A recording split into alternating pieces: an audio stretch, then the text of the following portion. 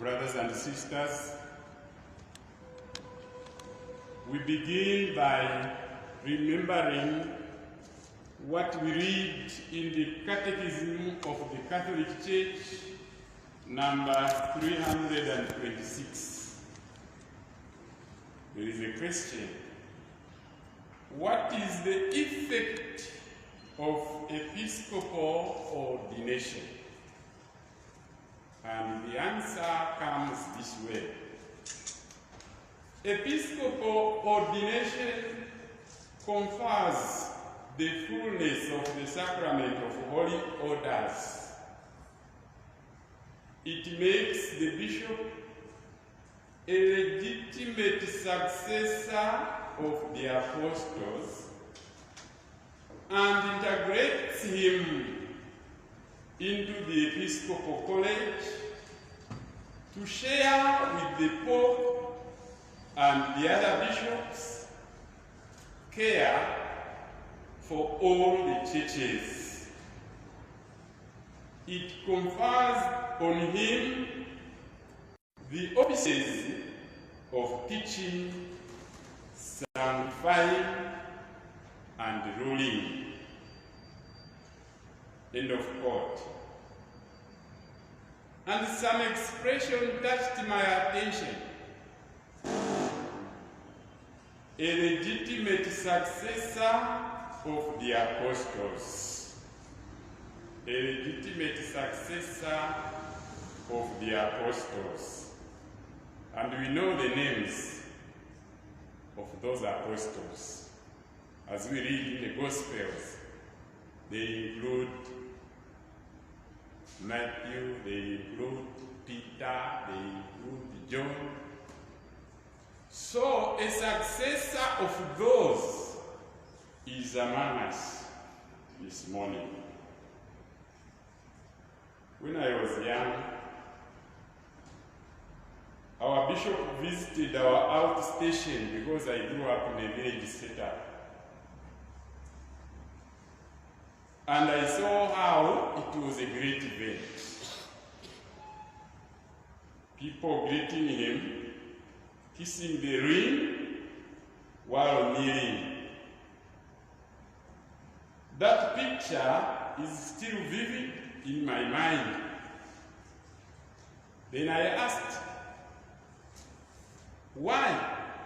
Because why are they greeting him that way? The man we have been waiting for. Then my parents responded saying, that one is the successor of the apostles. And so from there, it is just the COVID-19 which made me change my way of greeting our bishop.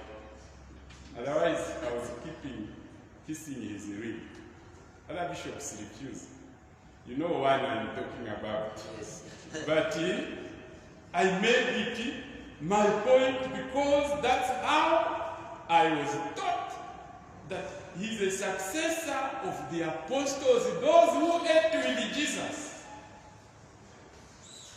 I'm privileged when I go for national pastoral coordinators meetings in Lusaka. And sometimes bishops are all of them there. To see them together again revives in me that teaching I got, that the successors of the apostles are together. And you can see already the awareness of the gift of God in them. They are aware of the gift of God deposited in them, as we heard from the second reading, St. Paul telling Timothy. That is obviously on the surface from what we see, but it goes deeper when they carry out their mission. So this truth of successors of the apostles, this truth should help us in the way we relate and work with bishops, if we mean to remain the Church of Jesus Christ together, now and in the generations to come. Because I see how we take our traditional leaders, I see how we take our culture, different tribes of Zambia, and you can see depth there, and I don't think it will change tomorrow. To be simple, through familiarity, no. So, if we also come back to our church setup, matters of faith, matters of relationship with God, matters of spirituality, matters of religion, this truth should remain in us. Time should not be an excuse. We are talking about 2,000 years plus. Time should not be an excuse to dilute the truth that bishops are successors of the apostles. So we should not dilute it through familiarity. In this context, today our bishop is celebrating with us his 60th anniversary. Quoting again Catechism of Catholic Church, we saw that his job, his ministry includes teaching, sanctifying, and ruling. As a vicar of Christ and shepherd of our diocese, he is prompted by the Holy Spirit to fulfill this job description, as we also heard from the first reading. The Spirit of the Lord is upon me, Isaiah 61, to bring good news to captives. And there was mention of prisoners, captives who are not prisoners, the poor. There was an element of bringing peace, and so on and so forth.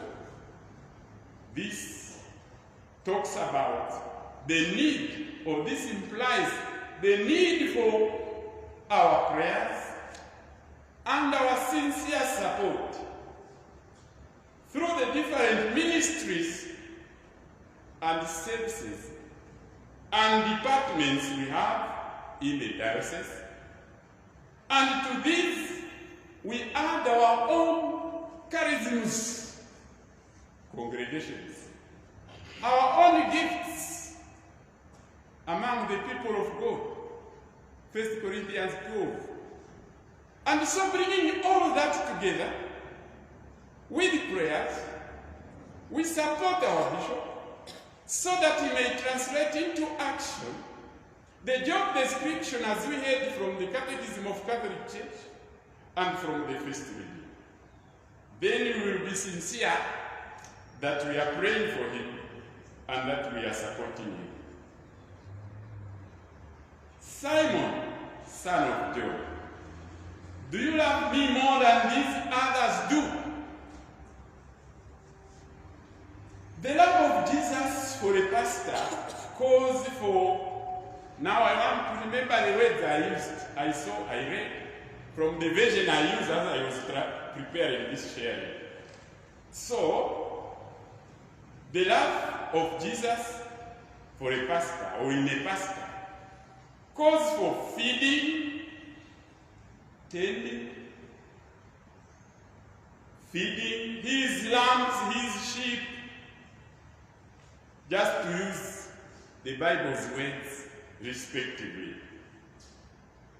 Simon was asked whether he loved Jesus more than the others did. Do you love me more than these others do? But this should not be an excuse for us. We priests, for example, you religious and lay people. If Jesus asked Peter if he loves him more than the others, this should not be an excuse for us, bishops, assistants, and everyone, as I said, to say we are not the bishop, and so we are allowed to love Jesus and work less than we are expected to do. Therefore, the readings of today are for all of us, each one in his or her capacity and vocation. We must be men and women of the Holy Spirit, prompted by the Holy Spirit. St. Paul is challenging us to emulate, to imitate him in his imitation of Christ. In the second reading, no fear, no timidity, more self-control. Revive the deposit of the faith. Hold on to it, and so on and so forth. So, St. Paul is challenging us to emulate, to imitate him in his imitation of Christ, and Christ is challenging us to evaluate our love for him. Let us celebrate and value highly the gifts of God deposited in us. Amen.